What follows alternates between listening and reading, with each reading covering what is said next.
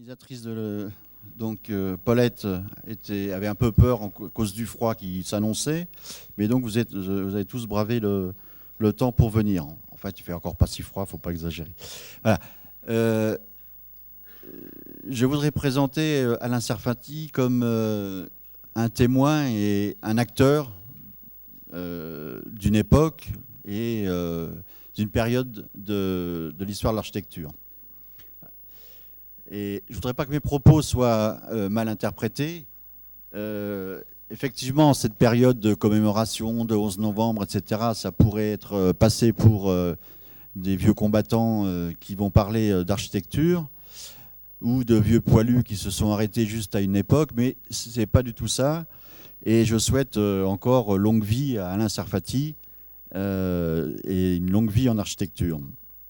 Et au contraire, sa réflexion, ce que je vais dire, est pour moi, vu le contexte actuel et social, tout à fait d'actualité. Je parle des banlieues. Alors mon propos est plutôt de replacer le travail d'Alain Serfati dans une période précise qui est donc les années 70, au cours de laquelle on s'est côtoyé. On ne se connaît pas vraiment, mais on s'est côtoyé. Et ces années 70, que je voudrais un petit peu rappeler, ont été le ferment et le terreau de sa pensée architecturale et d'une certaine pensée architecturale.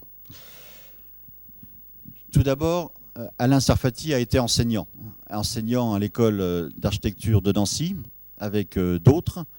Et donc, je place cette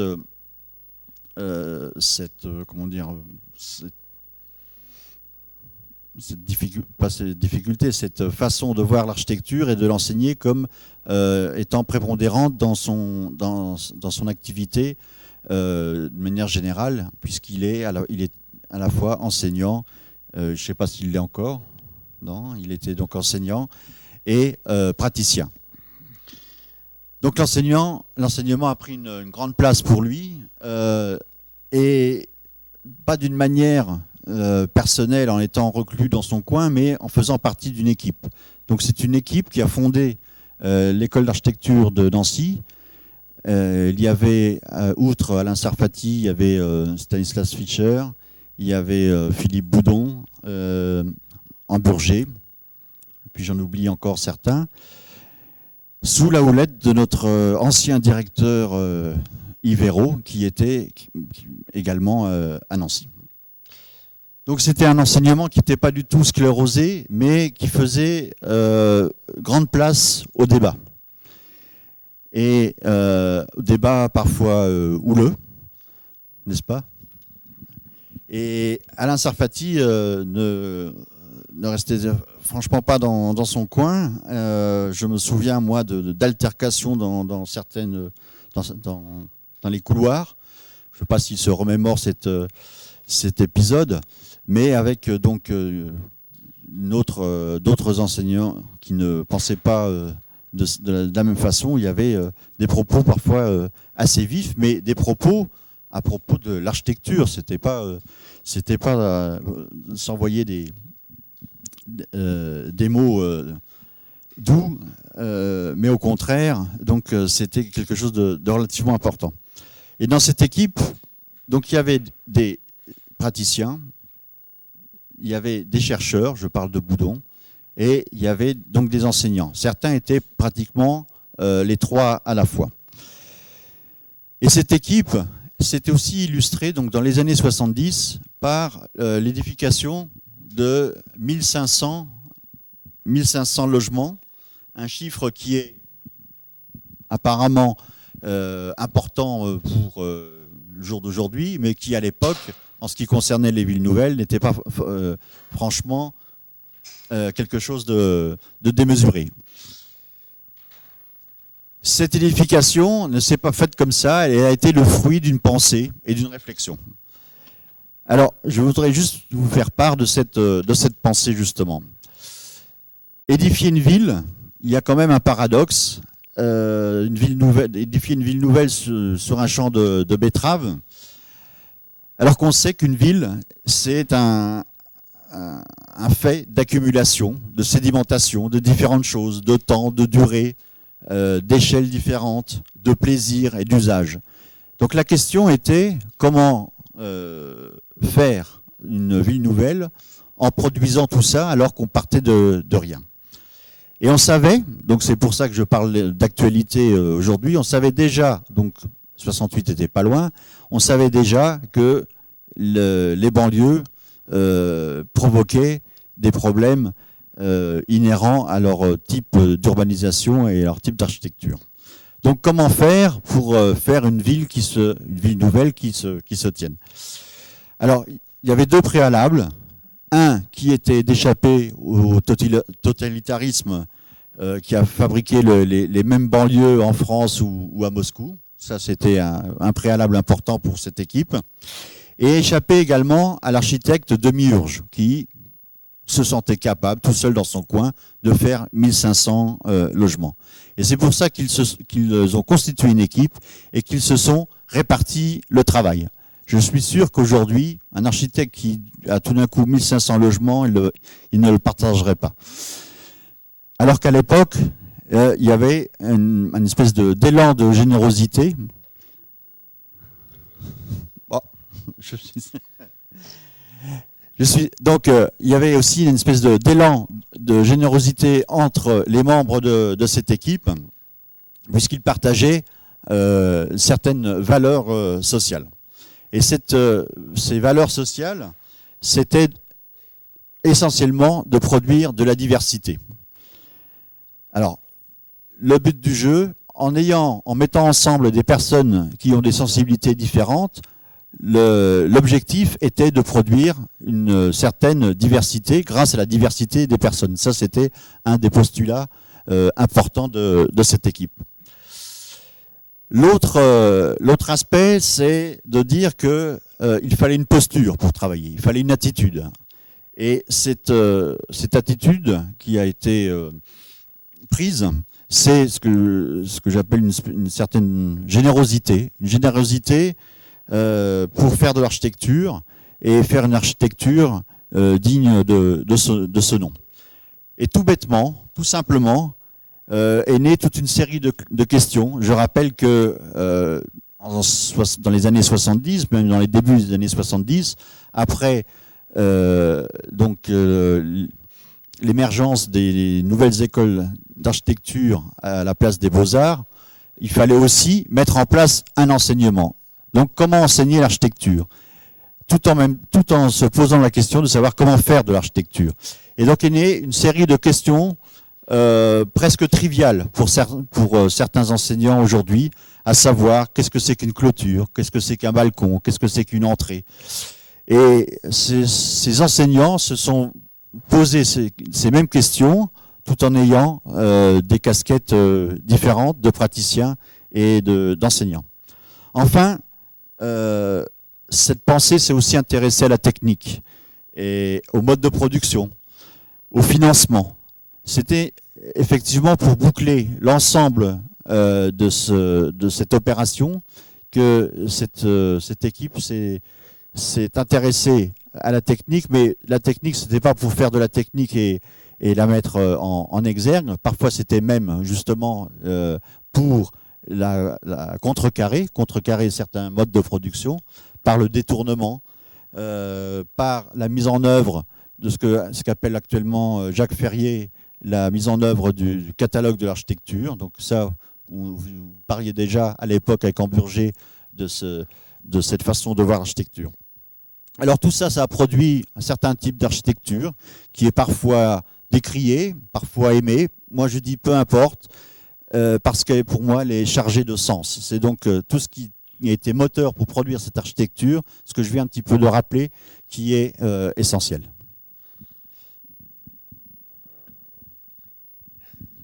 Merci, il a presque fini ma conférence. Attends, ça marche comme ça? Ah bah non. Je sais pas. Oui, il suffit que je parle. Voilà, je suis équipé. Non, je voudrais juste faire une toute petite précision, puisqu'on en parlait avec Yves Hérault. C'est vrai que Nancy a été un moment béni dans l'histoire des écoles d'architecture à la fin des années 60, grâce à Jean-Pierre Éperon, qui en a été quand même le fondateur, le coordonnateur, et c'est lui qui a constitué une équipe autour de laquelle chacun avait une pierre à apporter. Je crois que je suis très préoccupé par le diaporama qui ne démarre pas, et je me demande ce qui va se passer. Mais je peux tenir sans diaporama si vous voulez, mais j'aimerais quand même qu'il puisse se présenter. Parce que Étienne vient de faire une présentation un peu émotive, comme ça. C'est vrai que dans les années 70, la grande question qui se posait était celle des nouveaux quartiers. C'était une question autour du logement. Il s'agissait de construire 500 000 logements par an et n'importe quel architecte se devait de se poser un certain nombre de questions. Le logement, c'était, nous semblait-il, la voie royale pour se mettre à parler non seulement de logement, mais de ville et d'architecture publique d'une manière générale. Et ce qui m'apparaît aujourd'hui, c'est que rares sont les architectes qui, au cours de leur carrière, auront eu cette possibilité de travailler sur le logement et de travailler aussi sur des équipements publics. Car quand on parle d'architecture, on en parle comme s'il s'agissait de quelque chose de formé complètement, elle est une et indivisible.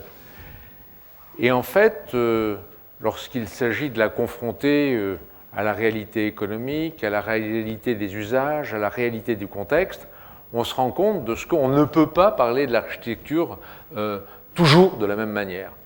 Alors Yves, en me faisant visiter la ville tout à l'heure, les nouveaux bâtiments de la ville, me disait est-ce qu'on peut dire de toi que quand tu fais des bâtiments publics, tu es résolument moderne, et quand tu fais des logements, tu es moins moderne. Il n'a pas osé dire tu es postmoderne, ou tu es ceci, ou tu es... Ouais. Je dis oui, bien sûr. Le problème, c'est que pour pouvoir être capable de répondre à la diversité des situations, il faut soi-même être capable de penser la diversité. Et c'est pas si facile. Et c'est pas si facile.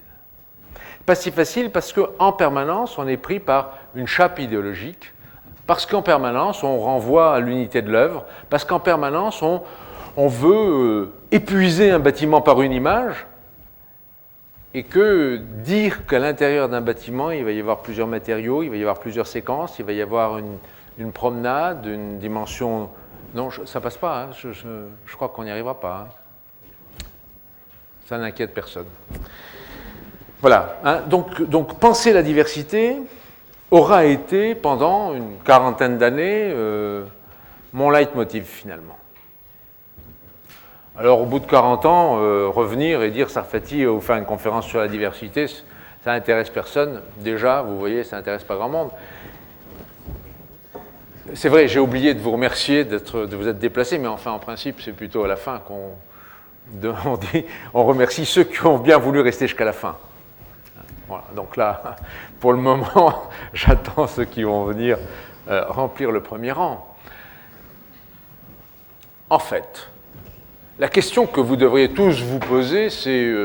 non, c'est pas ça la question.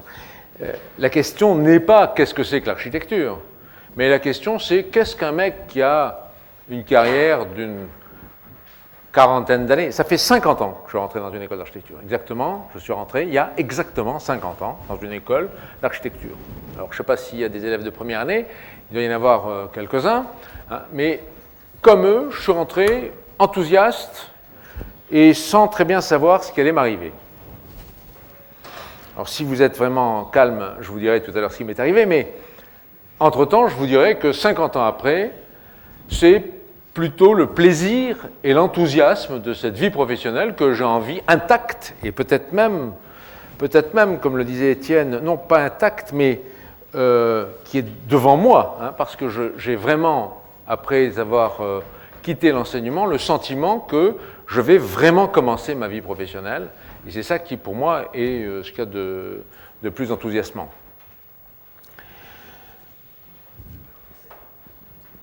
Mais revenir dans une école d'architecture et vous dire, ouf, si on devait donner de l'architecture une définition définitive, eh bien, je serais bien en peine, comme beaucoup d'entre vous. Et pourtant,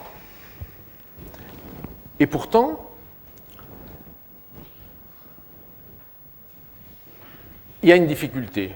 La difficulté est la suivante, c'est que je considère que pendant ces 40 années, il y a eu une continuité de pensée, une diversité de projets, d'œuvres, de situations, de propositions. Et me disait-on, tu es un inclassable, tu es agaçant, tu es embêtant. Étienne disait tout à l'heure, il y a des gens qui aiment, d'autres qui n'aiment pas, personne ne sait très bien. C'est vrai, ça me plaît beaucoup cette situation. Je l'ai fabriquée, je l'ai portée, je n'ai jamais voulu me laisser enfermer. Et on m'a proposé une chose, on m'a dit, dans le fond, ce qui serait bien, c'est de réussir à faire un livre qui explique enfin qui tu es et ce que tu veux. Ah ben, je dis ça serait formidable, tiens, c'est amusant. Et qui peut faire ça? Un grand critique, un critique d'art, quelqu'un qui n'est pas complètement dans le sérail, qui arrive, qui met les pieds dans le plat et qui dit alors on va voir un petit peu de quoi il retourne. Eh bien, commençons. Alors, on a commencé à discuter avec lui. Hein, cette personne s'appelle Paul Ardenne. Et c'est donc Paul qui a écrit ce livre qui s'appelle Topic. Ce n'est pas du livre dont je viens parler. Ce qui est amusant, c'est la chose suivante. C'est que c'est un garçon qui est savant, c'est un agrégé d'histoire de l'art, il se laisse enfermer par personne, il est très distant, on discute, c'est un grand dialecticien, il ne laisse pas... Et puis, petit à petit, on décide d'aller visiter des choses. Alors on va visiter des choses, les unes après les autres, et il se demande en permanence ce que je fabrique, comment ça va se passer. Et dans la voiture, alors qu'il y avait, tiens, justement, il y avait deux jeunes filles dans la voiture en même temps que lui, tout à fait mignonnes. Et alors là, il y a deux coqs devant en train de se scraper le chignon, et il me dit, dans le fond, ce que je ne comprends pas chez toi, c'est qu'il manque la dimension utopique. Alors là, je lui dis, mon coco, t'es dans le mille.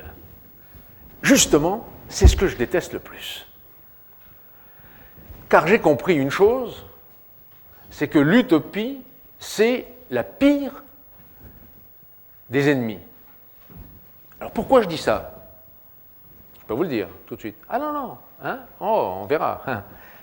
Qu'est-ce qui se passe? Ah, merci. Non, c'est fini, ça marche. C'est vrai? Oui, mais c'est normal. Merci. L'utopie est la pire des choses parce que, dans le fond, l'utopie, c'est une manière de définir un projet insulaire, en dehors de tout, rêvé, absolument impossible à atteindre. L'Utopia de Thomas More, on connaît, hein, j'ai lu, ne vous inquiétez pas, pour ceux qui me poseront des questions tout à l'heure, Thomas More, c'est très difficile, c'était un juriste, un abbé, très difficile. Et puis, il y a une chose qui est extraordinaire, c'est qu'il faut surtout que ça ne se réalise pas.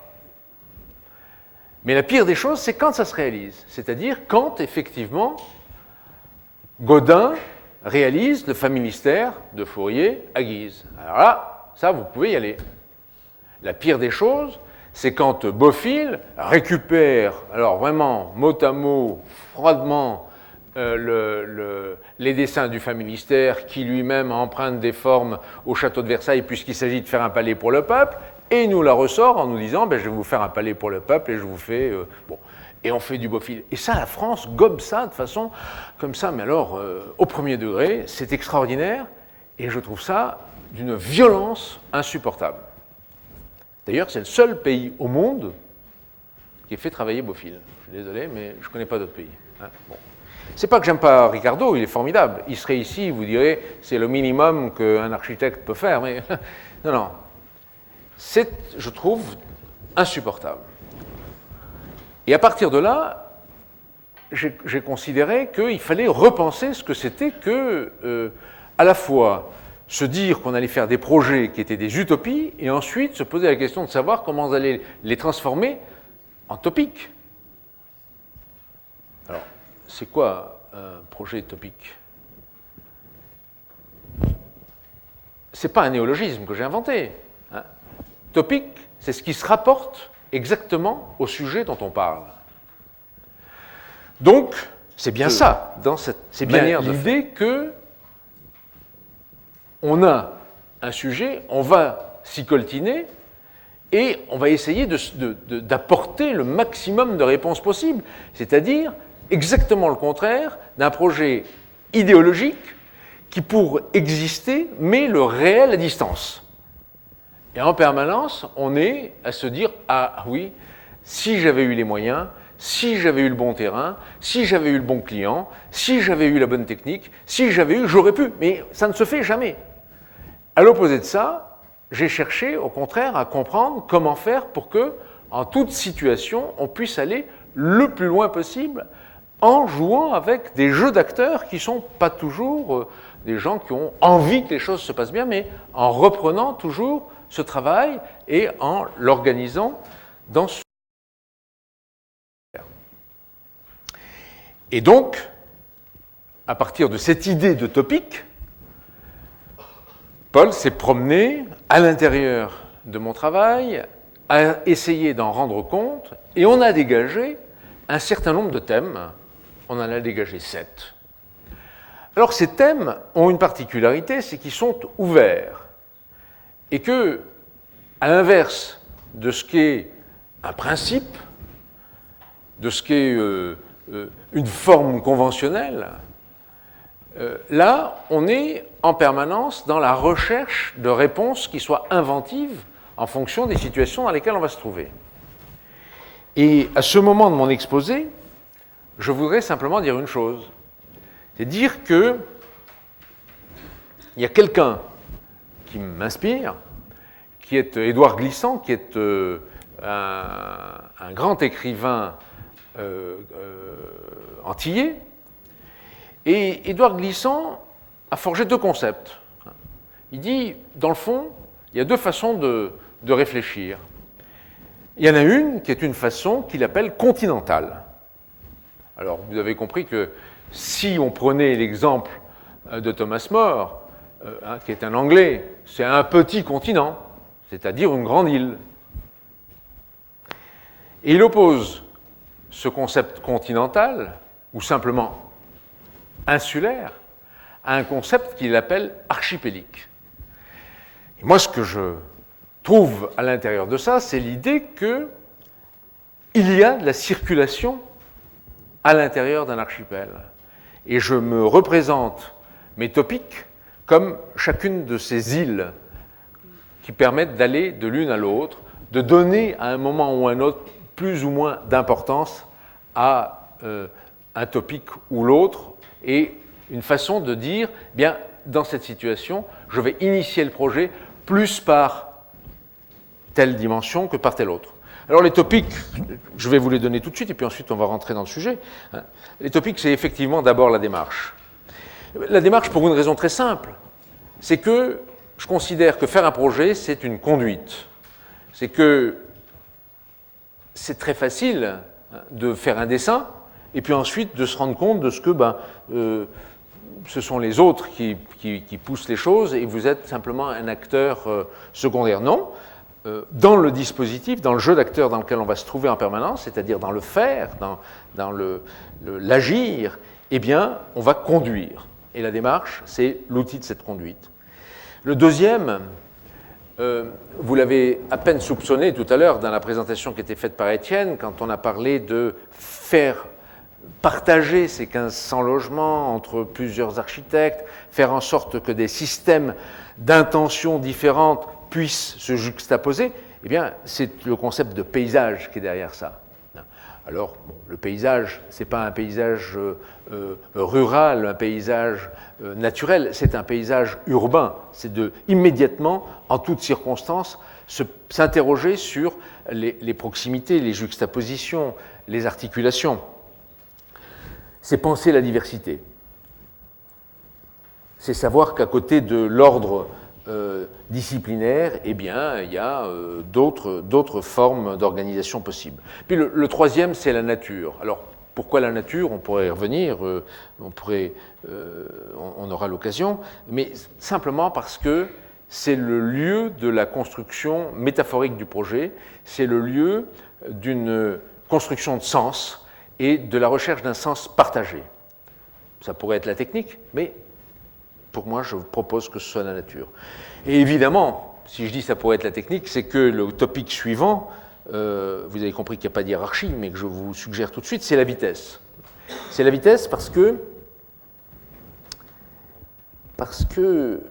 la vitesse, c'est rigolo d'ailleurs.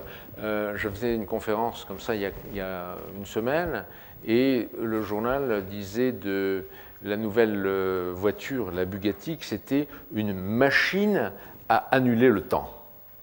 Elle roulait à 400 km/h. C'est ça la vitesse, c'est une machine qui nous broie, mais à laquelle il faut être extrêmement attentif. C'est le lieu de la transformation complète de l'espace de la ville. Ce n'est pas la peine de rêver aux pastiches, aux petites villes, aux petits villages. C'est fini. Aujourd'hui, il faut prendre tout ce qui tourne autour de la vitesse, que ce soit la vitesse de circulation de l'information, que ce soit la grande distribution, que ce soit la vitesse automobile. On verra que la vitesse, c'est toutes les vitesses, y compris la lenteur. Mais on verra comment cette notion, ce topic-là, peut prendre corps dans la fabrication d'un projet et permettre de guider ce projet. Le suivant, il était d'une certaine façon annoncé. C'est la ville, mais la ville en tant que lieu de formation, de support du social. C'est l'idée que l'architecture ne peut pas être que dans l'autonomie, mais dans l'hétéronomie, dans l'hétérotopie. Et puis le temps. Alors, le temps pour Baudelaire, c'était la moitié de l'œuvre. C'est ce qu'on laisse, ce qui est solide, ce qui est pérenne, et l'autre moitié étant le mouvement, la dynamique. Moi, je dirais simplement, en parlant du temps, que c'est aussi le lieu de, de l'appropriation, de l'inscription symbolique, et donc de l'œuvre ouverte. C'est dire que un bâtiment n'est pas fini définitivement, mais il va être support d'adjonction, de transformation, c'est-à-dire vraiment ce qui fait une différence fondamentale avec le design. Et puis le temps, de mon point de vue, est d'autant plus important que depuis 50 ans, en gros, les architectes parlent d'espace, mais sont bien en difficulté pour définir cet espace. Et que si on me demandait d'en dire deux mots de plus, je me référerais plus au concept du ma japonais, qui est un concept qui articule espace et temps dans un même moment, plutôt que de dire, ben oui, on va parler d'espace, simplement. Donc, je crois que le temps est complètement associé. Puis le dernier topic auquel je ferai allusion sera celui de l'orientation. C'est vrai qu'on peut se demander pourquoi, au moment où on parle de climatisation, où on parle de GPS, pourquoi s'intéresser à l'orientation? Alors, comme en guise de boutade, je dirais simplement parce que ça, au moins, c'est l'universel de l'architecture. Où qu'on soit, sauf les petites différences entre l'hémisphère nord et l'hémisphère sud, mais où qu'on soit, il n'y a pas de doute, le soleil se lève à l'est, se couche à l'ouest. Et pour les Corbusiéens qui ne manqueront pas d'être dans cette salle, je leur rappellerai la dernière conférence de Le Corbusier à la Sorbonne, où il est arrivé 1h30 en retard et où il a emporter l'enthousiasme de la salle en ne faisant qu'une seule chose, un geste, en disant « le soleil se lève à l'est, se couche à l'ouest ». Plus personne n'a jamais rien entendu, c'était fantastique, mais ça suffisait. Simplement, je pense que depuis, le monde est formidablement désorienté, et au moment où on parle d'HQE, de développement durable, il serait peut-être temps de savoir qu'un bâtiment au nord et au sud, ce n'est pas exactement la même chose. Alors, pour commencer, je vais vous dire comment je vais structurer cette histoire. Chacun des topics fera l'objet d'un développement de 5 ou 6 diapositives sur un projet, et puis 2 ou 3 pour montrer comment les choses peuvent dériver. Sur le premier topic, qui est celui donc de la démarche, comment on peut illustrer une démarche? C'est pas facile de dire qu'est-ce que c'est qu'une démarche. Eh bien, je vais prendre l'exemple très simple de l'ambassade de France à Pékin. Ambassade de France à Pékin, où on a un terrain qui, comme vous le voyez ici, est bordé par une voie, là, voilà, une voie, paf, ici, puis une autre voie, là, où il y a les arbres. J'ai du mal avec cette souris, hein, voilà. Bon, c'est normal. Et la forme du terrain, général, vous la voyez, c'est une sorte de parallélogramme qui n'a aucun intérêt, un terrain plat. Seule chose intéressante dans le contexte, c'est qu'il y a des tours en face et qu'on sait que des tours, on peut avoir des tireurs embusqués et que si un tireur vise quelque chose, il vaut mieux pouvoir se protéger, se cacher, s'effacer. Et donc, ce bâtiment, on va l'aborder en tenant compte, puisqu'on est quand même dans une ville avec des alignements, de tout ce qui est réglementaire dans les limites, donc il est parfaitement aligné, simplement. Voilà. Et il va se développer autour de quelque chose qui est important dans une ambassade, c'est un jardin. On y reviendra de la façon suivante. C'est que là, vous voyez que le terrain est un petit peu plus grand, puisque le découpage qu'on va faire va être de considérer que en face des tours, on va chercher à avoir le bâtiment le plus haut possible pour protéger le jardin. On va avoir le plus près de l'entrée, qui est ici, la chancellerie, et on va avoir orienté plein sud sur le jardin la résidence de l'ambassadeur. Dans cette partie-ci, j'en parlerai peu, c'est l'implantation du futur lycée avec, comme vous le voyez, il fallait trouver des pistes de 100 mètres. Il n'y avait pas beaucoup d'endroits, sauf à se mettre sur la diagonale, où on pouvait implanter les pistes du... Je ne sais pas pourquoi il est parti, celui-là, voilà, hein, des pistes de course. Le jardin proprement dit va être divisé en 2 parties. Une partie qui est la partie réception, ordonnancée, avec des alignements d'arbres, et puis une partie qui, elle, va être un peu plus contemporaine, avec des jardins, des plantes plus en mouvement, moins organisées. C'est la partie sud du jardin. Voilà, on les voit là. Et on va voir tout simplement la manière dont le premier travail, hein, comme le dit Alberti, le premier travail de l'architecte, c'est de diviser. Le deuxième travail, ça va être de raccorder. Bon, très bien, alors on va raccorder. On va faire en sorte que, ça j'avais oublié de vous en parler, c'est l'extension. Voilà. Et voilà comment le projet va se mettre en place en bordure des 2 voies, avec un socle qui est un socle épais, qui va signifier qu'il s'agit d'une certaine façon d'un bastion, d'une place forte, d'un endroit qui n'est pas ouvert, transparent, hein, mais qui est un endroit dans lequel un certain nombre de sujets se traitent qui n'ont pas à être développés sur la voie publique. Et chose un petit peu plus étonnante, c'est que lorsque l'on va rentrer, notamment dans la résidence, on va avoir une vision intérieure totalement différente de ce que l'on voit, c'est-à-dire que ici le même bâtiment qui est entièrement enveloppé par des brises-soleil, et puis à l'intérieur, il est enveloppé par une sorte de plissé, de voilage d'aluminium perforé, et à chaque fois avec des fonctionnalités attachées, d'une part, quand il s'agit du sud avec des brises-soleil horizontaux, quand il s'agit de l'ouest avec des brises-soleil qui sont diagonalement disposé.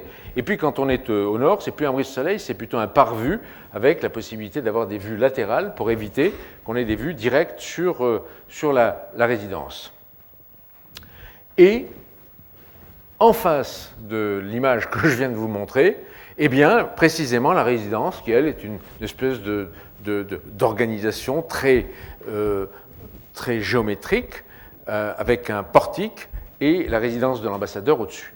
Donc des localisations à la fois qui sont extrêmement rigoureuses et en même temps l'idée qu'on va avoir une image qui va être porteuse d'une certaine idée de la France, c'est-à-dire d'une idée de rigueur, de cartésianisme, mais en même temps de légèreté, de mode, à telle enseigne que pour faire image, eh bien, j'ai expliqué que, dans le fond, c'était un bâtiment qui était entre Descartes et Dior. Alors ça, les gens comprennent, ils disent « Ah, c'est entre Descartes et Dior, ça doit être bien. » Oui, bon, je sais pas. Mais voilà. Donc, on a tout simplement là la manière dont la rigueur, le fonctionnement, la mise en place, l'orientation, l'urbanité, l'inscription du jardin, petit à petit, permettent de sortir un projet qui n'est pas complètement attendu. On passe de l'ambassade sur un autre sujet. C'est quoi? C'est le sujet du grand stade. Alors pourquoi je ramène cette image aujourd'hui? Tout simplement parce que le grand stade, c'est uniquement, strictement, une démarche économique. Au moment où le concours est lancé, l'État dit l'équipe qui gagnera est celle qui demandera la plus faible subvention d'équilibre à la collectivité. Autrement dit, ça signifie que l'équipe qui va mettre sur pied une concession sera obligée d'avoir le projet qui réponde complètement à la fonctionnalité, aux fonctionnalités demandées, mais qui soit le moins cher économiquement.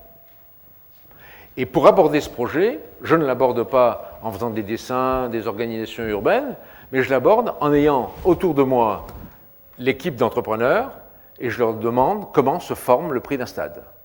Alors là, ils me disent, mais on ne sait pas parce que apportez-nous un dessin, on vous dira combien ça coûte. Je leur dis non, pas du tout, on ne démarre pas comme ça. Puisqu'il faut qu'on soit le moins cher, dites-moi comment se répartit le budget. Alors ils réfléchissent un petit peu et ils me disent, eh bien on peut vous dire que par exemple, entre un stade à 2 volets et 3 volets, il y a 200 millions, alors on était en francs, hein, je continuerai en francs pour 5 minutes, là, 200 millions de différence. Je dis, bon, c'est clair, on fera un stade à 2 volets, on ne va pas en faire 3. Mais qu'est-ce qui coûte cher? Ils disent, la couverture, c'est fantastique, vous imaginez, plus le stade est vaste, plus la couverture est grande, toujours pour le même nombre de places, hein, et plus la surface de couverture est grande, et la surface coûte de plus en plus cher. Donc il faut le stade le plus compact possible. Oui, mais tout le monde va chercher à le faire compact. Ah, oui, donc la couverture coûte très cher. Et en même temps, il y a une chose qui est très très importante, c'est que quand on fait un stade, eh bien, on construit toujours des mètres carrés qui ne servent à rien. Donc la compacité, une fois encore, est un élément extrêmement important. Bon, on va chercher à faire le plus compact, c'est-à-dire faire en sorte que les rampes rentrent dans les endroits où il y a de la surface qui ne sert à rien, on va chercher cette compacité. Et puis, me disent-ils, ben voilà, on sait que avoir un dispositif qui fasse varier les gradins pour passer de 80 000 places en situation football à 65 000 en situation athlétisme, toutes ces variations de plateaux, d'agrandissement, de pistes, de gradins qui s'escamotent, d'angles de vision, ça coûte 500 millions. Alors, à partir de ce moment-là, j'aurais dit, écoutez, il y a quelque chose qui devient grave, c'est que ce que vous êtes en train de me dire, c'est que si on construisait un stade de football et un stade d'athlétisme à côté pour 65 000 places, ça coûterait moins cher. On reprend tous nos calculs et on dit oui. Et alors maintenant, la question devient, peut-on faire 2 stades sur le même terrain? Et toute la démarche est devenue de réussir à faire en sorte que ça soit suffisamment compact pour qu'on puisse avoir non seulement les 2 stades, mais aussi un stade d'entraînement, plus les 4000 places de stationnement qui étaient données. Voilà. Et donc c'est la raison pour laquelle moi je tiens beaucoup à ce projet, parce que beaucoup de gens ont cru que c'était une bonne idée tombée du ciel, mais pas du tout. C'est une idée qui est entièrement construite sur une démarche strictement économique. Alors en plus, personne n'a jamais dit que ce stade était moche, mais comme vous le savez, ce n'est pas le stade qui a été réalisé. C'est-à-dire qu'il ne suffit pas d'être intelligent, d'avoir un beau projet pour gagner. Il faut aussi avoir une bonne équipe. Ça, je le savais, mais c'était la seule chance que j'avais de rentrer dans le dispositif. Donc ça fait mal à l'estomac, mais c'est tout. Voilà. Et puis j'ai eu du plaisir à en reparler 10 ans après, quoi. Voilà. Bon. Attendez. Ça, c'est une démarche que j'appellerais économique. Celle-ci, c'est le projet pour le pavillon de la France à Séville. Au deuxième tour, on nous a dit, eh bien, le thème sera... on n'a pas de thème, on ne sait pas ce qu'on va faire, mais on fait un pavillon de la France, mais on sait une chose, c'est qu'il y a la moitié de la surface du pavillon qui sera enterrée. Alors pour ceux qui sont allés à Séville, ils savent qu'on était dans un espace enterré. Or François Seigneur, qui est dû venir la semaine dernière, a dû vous parler de son projet pour Séville. Voilà. Eh bien, je suis vraiment désolé, mais dans le projet qu'on a fait, on avait 2 bâtiments, c'est peut-être pas le meilleur dessin qu'on a là, qui étaient l'un enterré, l'autre en l'air, suspendu, avec un vide entre les deux, avec 2 plaques d'inox qui faisaient comme 2 miroirs qui se renvoyaient à l'infini. Et la thématique qu'on avait proposée était que quand on allait descendre dans la partie inférieure, eh bien, on serait dans tout ce que la France savait faire de mieux en matière d'exploration sous-marine, puisqu'on avait le droit d'avoir encore le commandant Cousteau et toutes nos histoires. Bon, puis toutes les fermes. Voilà. Et à l'inverse, on présenterait tout ce qu'on peut avoir comme satellite, comme exploration du ciel, comme Ariane et autres, dans la partie haute. Donc, le bâtiment allait fonctionner entre les 2 domaines d'excellence qui étaient ceux de la France, qui étaient 2 explorations. Et à partir de là, tout le projet est devenu métaphoriquement un projet qui était entre l'eau et le ciel, dans les nuages, plein de choses vachement rigolotes, mais qui ont fait rigoler personne d'autre que moi. Bon, c'est pas grave. Je savais bien qu'il y en avait un qui partirait. Il y en a 2. C'est dommage parce que ça devient vachement intéressant après. Bon. Alors on parle de démarche toujours, mais je pourrais m'arrêter à la fin de la démarche simplement. On parle de démarche. Ici, il s'agit simplement d'une démarche technique.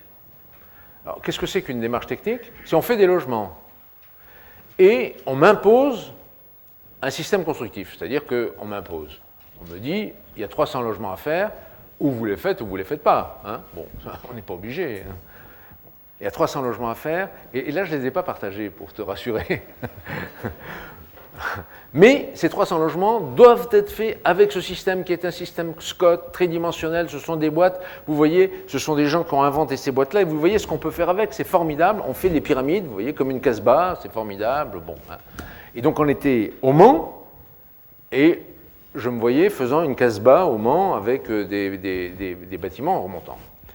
Donc j'ai soumis ce système technique à un projet qui était un projet architectural, hein, qui était de réussir à faire des petits immeubles avec des escaliers extérieurs comme j'en avais fait à Évry, ou des maisons individuelles. Et donc, la diversité de ces 300 logements a fait qu'on a pu avoir des maisons individuelles, des petits collectifs, des intermédiaires, et tout ça fait avec uniquement un système constructif. C'est-à-dire que je n'ai pas été pris par le système, mais c'est moi qui ai conduit mon projet et qui l'ai réalisé avec le système qui nous était proposé. De la même manière, on m'impose des constructions en bois à Nîmes pour construire très vite des logements, ce qui ne m'empêche pas de développer plastiquement, hein, parce que là, quand vous imaginez la façade plate qu'on a là, hein, on fabrique toute une série un catalogue de passerelles, de marquises, d'escaliers, de balcons, hein, qui vont réussir à fabriquer je dirais tout simplement ce paysage, hein, parce que je le pense comme un paysage. Vous en voulez encore? Alors, si vous voulez, on passe dans la ville. Topicville, là, c'est Saint-Germain-en-Laye, 3 hectares, un quartier, un nouveau quartier. Alors bon, pour l'anecdote quand même, je vais vous dire une chose pour pas que vous soyez étonnés après dans la vie. C'est un concours international, je sais pas quoi, on gagne. À l'origine, on nous demandait de faire 30 000 m² de bureaux. Bon. On est en 92 à peu près. Un an après, plus personne ne veut faire de bureaux et on va faire effectivement 30 000 m² de logement. Donc c'est intéressant de voir qu'on démarre avec un projet. Si on n'a pas l'idée qu'il va y avoir une possibilité de changement même de nature des choses, bon. Mais ce qui est très intéressant, c'est que l'organisation générale, le concept même du projet n'aura pas changé. Mais les programmes, les maîtres d'ouvrage, eux, ont complètement disparu. Donc on a une vue, comme vous le voyez, puisqu'on est dans le Topicville, c'est un petit morceau de ville quand même, c'est une rue, hein, la rue Saint-Fiacre, avec les lampadaires du maire, pour ceux qui les voient là, oui, voilà. Et puis, malgré tout, 2 choses très importantes, un soubassement, un socle, et une ligne de ciel avec des toitures qui varient. Bon, il y a des terrasses parfois, il y a des toitures à d'autres moments, hein. Il n'y a pas d'exclusive. Et puis voilà. Si ce n'est que, sur les 300 logements, on a tous les types de financement. Du TLS, du PLA, du PLA investisseur, des logements libres faits par Kaufman & Broad. Ils sont tous là-dedans et je vous mets facilement au défi de dire qui a fait quoi. C'est-à-dire qu'ils ne sont pas marqués par un type comment dirais-je, par une architecture qui ferait qu'on distinguerait les logements sociaux de logements qui ne le sont pas. Une petite rue sur laquelle il y a des commerces qui fonctionnent très très bien, et au bout de la rue, ce qu'on aperçoit, eh bien, c'est la ZUP, parce que ce petit quartier est fait là pour articuler une ZUP à une petite zone d'activité autour d'une nouvelle gare. Alors, voilà, bon. Et puis voilà, simplement.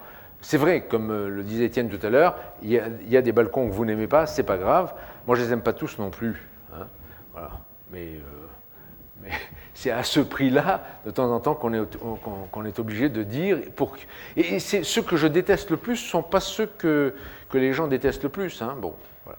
Alors, si on reste 2 minutes sur... Oui, enfin bon. Puis, alors, voilà donc la rue qu'on a vue tout à l'heure, et vous constaterez que cette rue qui avait vraiment cette allure très continue, hein, elle est faite de 4 petits bâtiments qui sont des plots, hein, simplement. Et que c'est la manière de les asservir finalement à la géométrie de la rue qui fait qu'on a cette impression de complète continuité. Dans le schéma général, il y a une rue, ici, puis on revient, voilà, je manque d'un tapis de souris là, pour être un peu plus tranquille. Voilà, ici, il y a une petite rue, qui est la rue des commerces, qui est ici. Elle tourne. Là, il y a un grand jardin central. Hein, et puis, l'école, qui est ici. Donc, un quartier dans lequel il y a une gare. Le futur parking, dont vous avez vu juste la première phase aujourd'hui. Une maison pour personnes âgées. Une petite villa en face. Un petit immeuble de bureau. Enfin, quoi, un vrai quartier. Il fallait avoir envie de le faire dans cet endroit-là. Chaque façade est différente. D'une part, parce qu'on a des promoteurs différents, d'autre part, parce qu'on a des financements différents, et puis ensuite, parce que le nord et le sud, eh ben, c'est pas vraiment pareil. C'est pas grave. Alors, ça, c'est le projet, le premier projet. Alors, ça, effectivement, dans le fond, si j'avais une recommandation à vous faire, c'est faites attention au premier projet que vous faites dans la vie, parce qu'il va vous coller à la peau toute votre vie. À cette époque-là, on aurait vraiment bien aimé faire à l'AREA avec mes associés. Si on avait pu faire 30 logements ou 40 logements, on aurait vraiment été des rois. Bon, on n'a pas pu, hein, puisque chaque fois qu'on voulait faire 40 logements, on nous disait « montrez-nous les logements que vous avez déjà faits ». Bon, alors ça, vous verrez, ça me met encore en colère aujourd'hui. Hein, mais on n'a pas pu. Et le hasard a fait qu'il y a eu un concours, qu'on avait développé des idées sur la diversité, qu'un maître d'ouvrage, qui n'est autre que la SIC à cette époque-là, qui avait perdu tous les concours de Ville Nouvelle jusque-là, s'est dit qu'il allait monter 2 équipes. Et il a monté 2 équipes, l'une avec laquelle il comptait gagner, et puis l'autre pour rigoler. Et c'est ceux avec lesquels il pensait rigoler qui ont gagné. Voilà. Donc là où on voulait avoir 40 logements, on en a eu 1500 à concevoir, à développer. Et là où ils ont été mais franchement dégueulasses, c'est qu'il y avait un énorme travail qui a été fait sur tout ce quartier dès le premier tour. Et on nous a dit, vous allez gagner, mais pas sur ce quartier-là, sur un autre. Donc tout le travail qui a été fait, c'est dire à quel point on peut considérer que c'était assez méprisant. Ils ont tout foutu à la poubelle et ils nous ont fait recommencer. Plus loin, sur un terrain betterave. Or, comme vous le remarquez là, eh bien, toutes les idées sur la résidentialisation, sur la lisibilité, sur les rues, sur la séparation entre l'espace public, l'espace privé, l'espace, ceux dans les clôtures dont tu parlais, qui paraissent des choses très triviales, toutes ces questions étaient posées pendant que d'autres faisaient pendant que Claudius Petit, que j'ai rencontré, qui avait été ministre de la Construction, qui a été le grand mécène de Le Corbusier, pour faire un projet avec Jean-Pierre Éperon à Senlis. Nous sommes allés lui montrer un projet qui était équivalent. Il nous a regardé, il y avait 2000 logements, et il nous a dit, mais je ne comprends pas tout ça, pourquoi c'est compliqué, il suffirait de 4 unités conformes. Terminé. Voilà. Et il nous a foutus dehors. Voilà. Donc, on pourra parler des banlieues quand vous voudrez. J'en connais un rayon. Ça, c'est un lycée. C'est un lycée qui, métaphoriquement, une fois encore, est un morceau de ville à Mayotte. Et puis ça, c'est simplement parce que ça me colle à la peau, qu'on a expliqué que j'étais un architecte qui faisait de la banlieue. Et ben ouais, c'est vrai que entre l'ambassade de France à Pékin et un petit ensemble de logements à Évry, c'est pas tout à fait le même sujet, mais pourtant vous avez remarqué, il y a la même légèreté. Un théâtre à Toulouse, qui est urbain en ce qu'il n'y a rien qui dépasse, il y a 4 rues, on en reparlera tout à l'heure, je pense, ouais, voilà. Et puis, comme je pense que vous en avez marre que je vous parle de la ville, je vous parlais de la vitesse. Alors, la vitesse, c'est un sujet assez intéressant parce que, dans le fond, pourquoi parler de la vitesse ? Tout simplement parce que c'est un lieu formidable dans lequel on peut traquer toutes les contradictions. Alors, pourquoi les contradictions seraient intéressantes, ou les paradoxes ? Les paradoxes, parce que c'est l'endroit où on peut inventer. Finalement, Shakespeare disait la liberté, ça se trouve entre l'écorce et l'aubier du chêne. Bon. Mais à condition en plus qu'il y ait un petit trou, un endroit dans lequel on puisse commencer à fabriquer un nœud. Voilà. Bon. Et donc, chaque fois qu'il y a une contradiction, c'est formidable, on se dit, alors là, à partir de là, je vais gérer et je vais fabriquer un projet. Donc, un conseil que je peux vous donner, c'est traquer les contradictions. Non pas pour dire je fais rien parce qu'il y a une contradiction, mais au contraire pour dire puisqu'il y en a une, alors je commence à être inventif, à travailler. C'est quoi une contradiction ? Par exemple, c'est quand sur les entrées de ville, on voit la grande distribution s'implanter sur les routes nationales, normal, puisqu'il y a du passage. Mais qu'en même temps, les routes nationales gérées par les DDE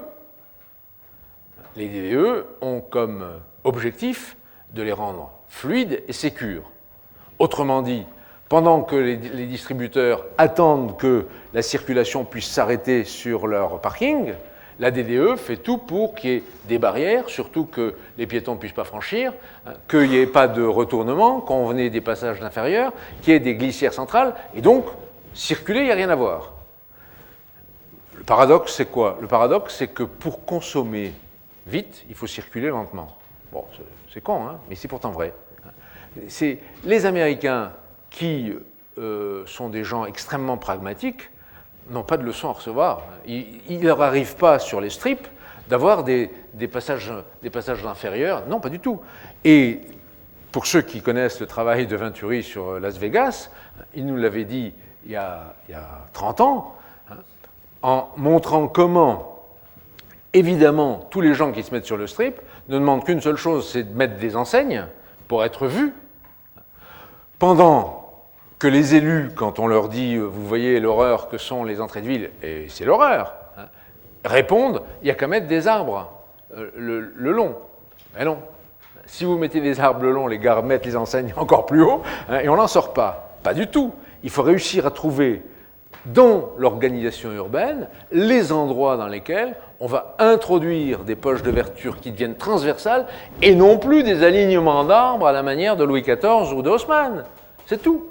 Donc la vitesse, c'est à la fois une dimension qui rentre dans la ville, qui rentre depuis le chemin de fer, hein, depuis le 19e, mais on n'a pas été assez attentif, on ne fait pas attention, qui la transforme et avec laquelle il faut travailler pour inventer des formes nouvelles et pas se laisser enfermer dans simplement on met des arbres d'alignement. Parce que là, on n'est plus dans le paradoxe, on est dans la contradiction absolue. Ça, c'était le dessin qui avait été proposé pour le festival, pour le centre, l'espace central de la ville nouvelle de Melun-Sénart, un concours international qu'on a gagné, où on a expliqué là que l'architecture passait par la qualification de ce territoire, par l'invention d'un grand événement, qui était un événement autour de la nature, qui était un festival international de jardin, et dans ce projet, on utilisait la nationale 6 qui traversait ce territoire pour en faire le premier paysage périurbain ordonné avec la grande distribution, les grands comment on appelle ça, les grands stationnements, la possibilité de circuler de l'un à l'autre, avec un grand jardin central et avec, à l'inverse, la voie royale qui devenait l'avenue de la lenteur. Eh oui. Bon, je vous passe, hein, tout ça. C'était en 1985. Hein. Ne vous inquiétez pas, à cette époque-là, ça faisait partie des premières images numériques qui ont fait le tour du monde. Mais ça, c'est le projet auquel je tiens le plus. Non, mais vous pensez... Alors, Étienne disait tout à l'heure, ouais, Sarfati, hein, on ne va pas lui faire lui tresser une couronne en disant, bon, ben, c'est fini, il est mort. Non, non, il n'est pas mort, vous allez voir. Non, non, on en reparle dans 10 ans. Enfin, qui sait? En tout cas, moi, c'est des projets qui me font vivre. Hein. Regardez, ça part d'une idée. Ça part de deux idées. La première, c'est que il y a un paradoxe formidable qu'on ne peut pas avoir en un même lieu de la vitesse horizontale et de la vitesse verticale. Car la vitesse horizontale consomme de l'espace. C'est facile, plus on veut rouler vite, plus il faut élargir les bandes, plus on a des voies de sécurité, plus... et puis le summum, d'une certaine façon, si je puis dire, c'est le moment où on vous dit, eh ben oui, votre avion est retardé parce que l'espace aérien est encombré. Vous voyez que là, dès qu'il vole à 800 km/h, il n'y en a plus que 5 et c'est fini, c'est encombré. Hein, bon. C'est à peu près ça le problème. C'est la vitesse, ça consomme beaucoup d'espace. Ah. Alors pourquoi est-ce qu'on ne peut pas avoir en un même lieu de la vitesse horizontale et de la vitesse verticale?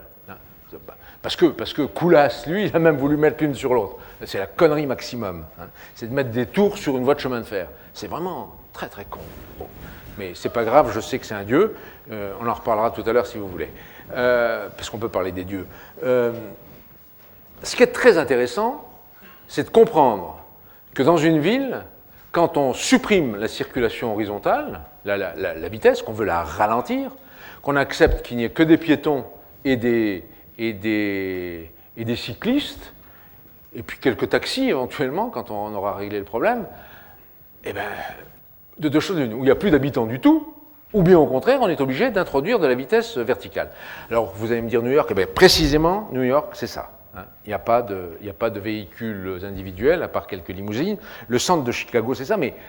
Oui, mais attendez, vous allez me dire, tout ça, on ne comprend pas de quoi vous voulez parler, où vous voulez venir. Je veux simplement mettre le doigt sur une chose, c'est que, pour ceux qui connaissent la Défense, à Paris, alors c'est toujours embêtant pour un Parisien de venir parler d'exemples qui ne sont pas pris exactement à Strasbourg, mais c'est comme ça.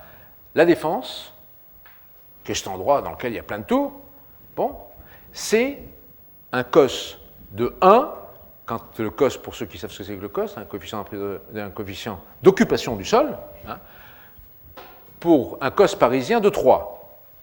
C'est-à-dire que c'est 3 fois moins dense en construction que le centre de Paris. Alors ça, c'est quand même un peu surprenant. Bon. Et je vous garantis que c'est vrai. Et pourquoi? Ben, tout simplement parce qu'on a voulu, dans cet endroit-là, avoir à la fois des tours et des autoroutes. C'est pas possible. Ben, les autoroutes, elles ont des bretelles, et les bretelles, elles font du vide, et il y a plein d'espace. Donc, je me suis amusé à me demander ce que deviendraient les Champs-Élysées de Paris quand, dans 10 ans, ils seraient piétons. Et je me suis souvenu d'une chose, c'est que Haussmann, lorsque Hittorf lui a apporté le tracé de la place de l'Étoile, Haussmann, qui détestait les architectes, et notamment Hittorf, lui a dit « Monsieur l'architecte, vous vous êtes trompé d'échelle, vos bâtiments sont trop petits. » Hittorf lui a dit « Mais non, je suis architecte, je sais ce que c'est que l'échelle. » Il dit « Oui, mais ils sont trop petits, on mettra des arbres devant. » Je me suis souvenu de cette phrase, et je me suis dit « Mais et si Haussmann avait raison? Et si effectivement, à la place des petits bâtiments d'Hittorf, il avait fallu mettre des tours aujourd'hui. Bon, ben ça aurait donné ça, voilà. Et je suis sûr que ça serait beaucoup mieux que les petits bâtiments d'Hittorf. Ça, c'est les dessins qui ont été faits sur la route nationale 7 pour expliquer précisément la manière dont il fallait réussir à rendre cohérente la vitesse et les types de construction. Un des échangeurs de la région parisienne, où vous voyez la consommation d'espace qui est faite par cet échangeur. Et puis, un dernier projet qui est à l'opposé de la vitesse, qui est sur la lenteur, qui est celui de l'utilisation de la pointe est de l'île Seguin. Alors ne vous inquiétez pas, la Fondation Pinault, elle était là, hein, voilà, tout ça, la Fondation Pinault, ici on fait ce qu'on veut. Et là, ben, moi j'appelle de mes voeux le fait que l'on fasse un pôle international hôtelier pour que les touristes qui vont visiter Paris puissent tous visiter la capitale à partir de la Seine. C'est-à-dire vraiment utiliser la Seine comme grand axe et libérer complètement de tous les transports en commun lourds, de tous les cars, de tous les autobus. Donc là, je deviens complètement écologique. Hein. Voilà. Et puisque je suis sur cette idée qu'il y a une transformation de la ville par la vitesse, on est sur un des éléments du 19e arrondissement, qui est le tracé d'une voie de chemin de fer qui a été transformée en maille piéton. Vous voyez comment il y a des rapports tout d'un coup entre la vitesse, même type de problème à Bruxelles, où je refais l'avenue de l'Impératrice, et même type de problème à Lyon, où j'ai refait la rue de la République, alors on m'a demandé de la rendre piétonne, mais en y introduisant cette dimension très importante qui est celle comment dirais-je, simplement de cette fontaine, qui est devenue un des éléments emblématiques de cette rue et de cette place qui n'existait pas en tant que telle. Alors, qu'est-ce qui se passe? Qu'est-ce que ça veut dire? Ça veut dire qu'il n'y a pas d'architecture qui ne soit en rapport avec les activités qui s'y développent. Eh bien, lorsqu'on prend un cas de marchands de toutes sortes à l'intérieur et qu'on la rend piétonne, il y a une mutation du commerce. Et ça, c'est patent. C'est intéressant de savoir que plus la cour devient rapide. C'est-à-dire qu'il n'y a plus que des fast-food, il n'y a plus que des marchands de chaussures soldés, que des soldeurs. Alors vous allez me dire, c'est catastrophique. Ben, c'est catastrophique, sauf que pour les commerçants, hein, ils voient augmenter leur chiffre d'affaires. C'est-à-dire que le chiffre d'affaires augmente avec une détérioration de la qualité du commerce. Bon, alors, c'est à prendre ou à laisser, mais c'est comme ça. Il faut savoir. Donc, il faut savoir que la qualité des aménagements que l'on fait devient très très importante pour compenser le côté ordinaire de la distribution qui s'y déroule. À une exception près. Sur les rues piétonnes, un des commerces qui marche très très bien et qui ne va pas dans le sens, a priori, de la réduction de la qualité, ce sont les bijoutiers. Alors faites attention quand vous vous promenez dans les rues piétonnes, parce que c'est là qu'on se fait avoir. Hein. On est en principe très détendu et le chéquier explose. La preuve, c'est qu'ils s'y mettent. Voilà. Alors, la vitesse, une fois encore, c'est un rapport centre-périphérie, c'est la nature des activités, la nature des bâtiments qui sont projetés à l'extérieur parce que c'est de la musique, c'est de la high-tech, ce sont des patinoires, hein, ce sont des éléments qui quittent le centre pour aller vers la périphérie et consomment de l'espace. On ne peut pas rêver une ville dans une unité spatiale en considérant qu'il suffit de continuer les tracés pour que ça marche.